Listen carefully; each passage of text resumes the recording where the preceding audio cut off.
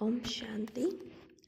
आज बाबा के 11 मार्च 1971 के महावाक्य हैं। मुरली का टाइटल है परिस्थितियों को पार करने का साधन स्वस्थिति। व्यक्त में रहते अव्यक्त स्थिति में रहने का अभ्यास अभी सहज हो गया है। जब जहाँ अपनी बुद्धि को लगाना चाहे तो लगा सके। इसी अभ्यास को बढ़ाने के लिए अपने घर में अथवा भट्टी में आते हो तो यहाँ के थोड़े समय का अनुभव सदाकाल बनाने का प्रयत्न करना है। जैसे यहाँ भट्टी व मधुबन में चलते फिरते अपने को अव्यक्त फरिश्ता समझते हो, वैसे कर्म क्षेत्र व सर्विस भूमि पर भी यह अभ्यास अपने साथ ही रखना है। एक बार का किया हुआ अनुभव कहाँ भी याद रह सकता है, तो यहाँ का अनुभव वहाँ भी याद रखने से, वहाँ की स्थिति में वहाँ भी स्थित रहने से बुद्धि को आदत पड़ जाएगी। जैसे लौकिक जीवन में न चाहते हुए भी आदत अपनी तरफ खींच लेती है, वैसे ही अव्यक्त स्थिति में स्थित होने की आदत बन जाने के बाद यह आदत स्वतः ही अपनी तरफ खींचेगी। इतना पुरुषार्थ करते हुए कई ऐसी आत्माएं हैं जो अब भी यही कहती हैं कि मेरी आदत है, कमजोरी क्यों है, क्रोध क्यों मिला, कोमल क्यों बने, कहेंगे मेरी आदत है। ऐसे जवाब अभी भी देते हैं तो ऐसे ये स्थिति व इस अभ्यास की भी आदत बन जाए तो फिर न चाहते हुए भी ये अव्यक्त स्थिति की आदत अपनी तरफ आकर्षित करेगी। यह आदत आपको अदालत में जाने से बचाएगी, समझा। जब बुरी बुरी आदतें अपना सकते हो तो क्या यह आदत नहीं डाल सकते हो? 2-4 बारी भी कोई बात प्रैक्टिकल में लाई जाती है तो प्रैक्टिकल में लाने से प्रैक्टिस हो जाती है। यहाँ इस भट्टी में अथवा मधुबन में इस अभ्यास को प्रैक्टिकल में लाते हो ना। जब यहाँ प्रैक्टिकल में लाते हो और प्रैक्टिस हो जाती है तो प्रैक्टिस की हुई चीज़ क्या बन जानी चाहिए? नेचुरल नेचर बन जानी चाहिए, समझा। जैसे कहते हैं ना यह मेरी नेचर है, तो यह अभी प्रैक्टिस से नेचुरल नेचर बन जाना चाहिए। यह स्थिति जब नेचर बन जाएगी तो क्या होगा? नेचुरल कैलेमिटीज हो जाएंगी।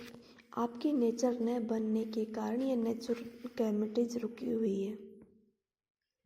क्योंकि अगर सामना करने वाले अपने स्वस्थिति से उन परिस्थितियों को पार नहीं कर सकेंगे तो फिर वह परिस्थितियाँ आएंगी कैसे? सामना करने वाले भी तैयार नहीं है, इसलिए पर्दा खुलने में देरी पड़ रही है।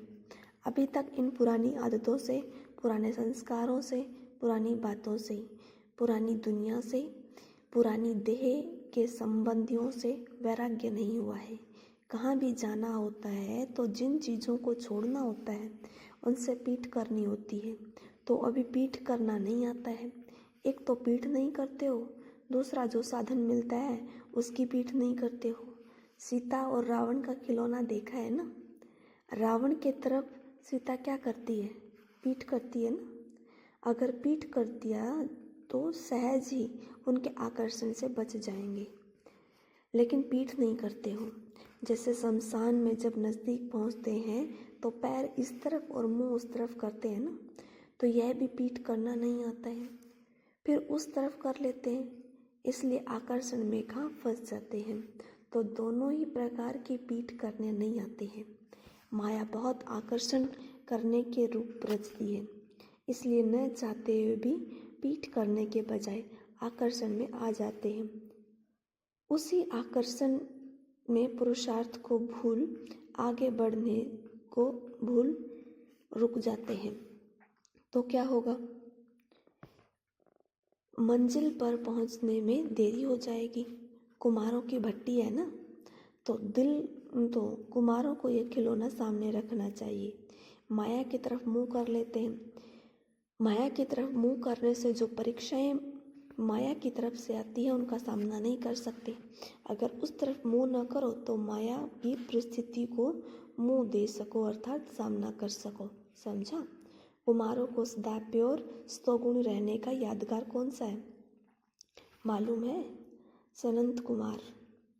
उन्हों की विशेषता क्या दिखाते हैं? उन्हों को सदैव छोटा कुमार रूप ही दिखाते हैं।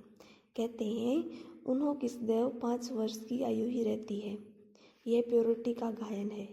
जब जैसे 5 वर्ष का छोटा बच्चा बिल्कुल प्योर रहता है ना, संबंधों के आकर्षण से दूर रहता है, भले कितना भी लौकिक परिवार हो, लेकिन स्थिति ऐसी हो जैसे छोटा बच्चा प्योर होता है, वैसे ही प्योरिटी का यह यादगार है। कुमार अर्थात पवित्र अवस्था, उसमें भी सिर्फ एक नहीं संगठन दिखाया है। दृष्टांत में तो थोड़े ही दिखाए जाते हैं। तो अभी आप लोगों का संगठन प्योरिटी का यादगार है। ऐसी प्योरिटी होती है जिसमें अपवित्रता का संकल्प व अनुभव ही नहीं हो। ऐसी स्थिति यादगार समान बनाकर जानी है। भट्टी में इसलिए आए हो ना, बिल्कुल इस दुनिया की बातों से संबंध से न्यारे बनेंगे, तब दैवी परिवार के बाप दादा के और सारी दुनिया के प्यारे बनेंगे। वैसे भी कोई संबंधियों से जब न्यारे हो जाते हैं, लौकिक रीति से अलग हो जाते हैं, तो न्यारे होने के बाद ज़्यादा प्यारे होते हैं। और अगर उन्हों के साथ रहते हैं व उन्हों के संबंध के लगाव में होते हैं तो इतने प्यारे नहीं होते। वह हुआ लौकिक। लेकिन यहाँ न्यारा बनना है ज्ञान सहित। सिर्फ बाहर से न्यारा नहीं बनना है, मन का लगाव न हो। जितना जितना न्यारा बनेंगे उतना उतना प्यारा अवश्य बनेंगे।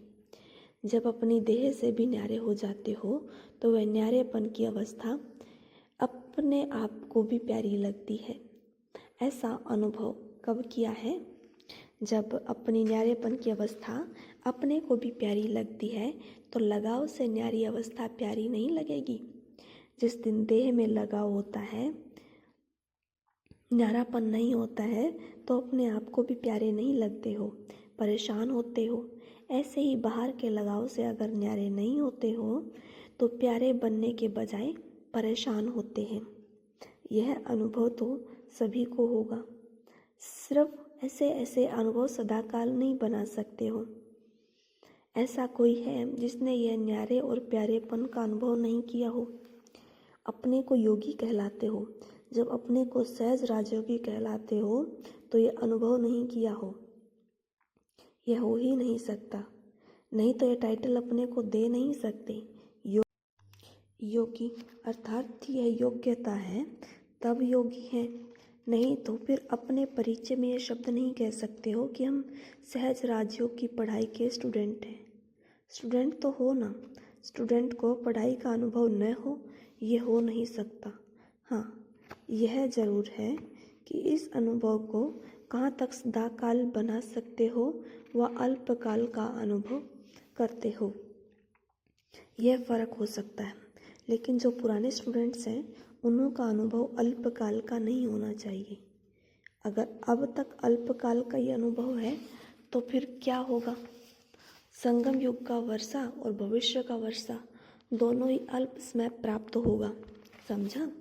जो पूरा समय वर्षा प्राप्त करने का है वह नहीं कर सकेंगे, अल्प समय करेंगे।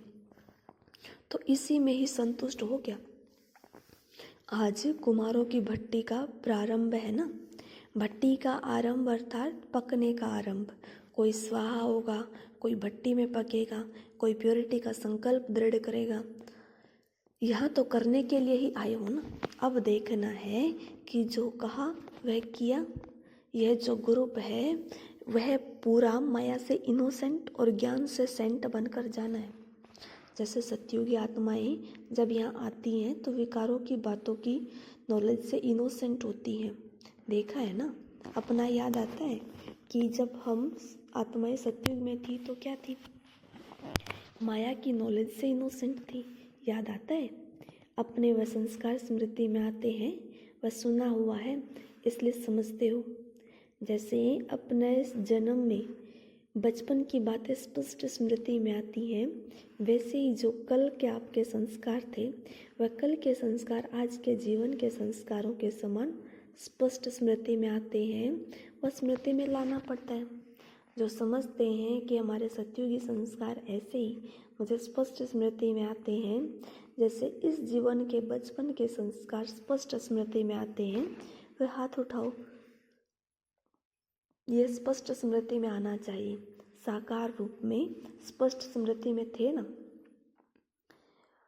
यह स्मृति तब होगी जब अपने आत्मिक स्वरूप की स्मृति स्पष्ट और सदाकाल रहेगी, तो फिर यह स्मृति भी स्पष्ट और सदाकाल रहेगी।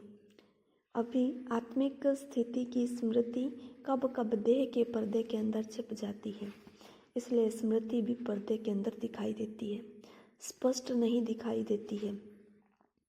आत्मिक स्मृति स्पष्ट और बहुत समय रहने से अपना भविष्य वर्षा अथवा अपने भविष्य के संस्कार स्वरूप में सामने आएंगे। आपने चित्र में क्या दिखाया है? एक तरफ विकार भागते हैं, दूसरी तरफ बुद्धि की स्मृति बाप और भविष्य प्राप्ति की तरफ। यह लक्ष्मी नारायण का चित्र दिखाया है ना। यह चित्र किसके लिए बनाया है? दूसरों के लिए या अपनी स्थिति के लिए?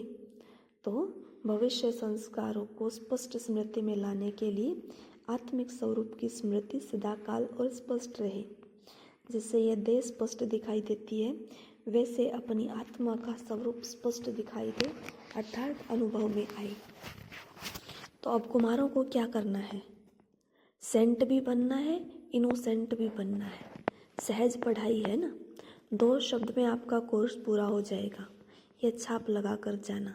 कमजोरी, परेशानी आदि इन बातों से बिल्कुल इनोसेंट। कमजोरी शब्द भी समाप्त होना है।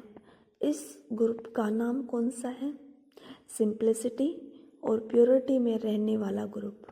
जो सिंपल होता है वही ब्यूटीफुल होता है। सिंप्लिसिटी सिर्फ ड्रेस की नहीं, लेकिन सभी बातों की। निरहंकारी बनना अर्थात सिंपल बनना। निर्क्रोधी अर्थात सिंपल। निर्लोभी अर्थात सिंपल। यह सिंप्लिसिटी प्योरिटी का साधन है। अच्छा, स्लोगन क्या याद रखेंगे? कुमार जो चाहे सो कर सकते हैं।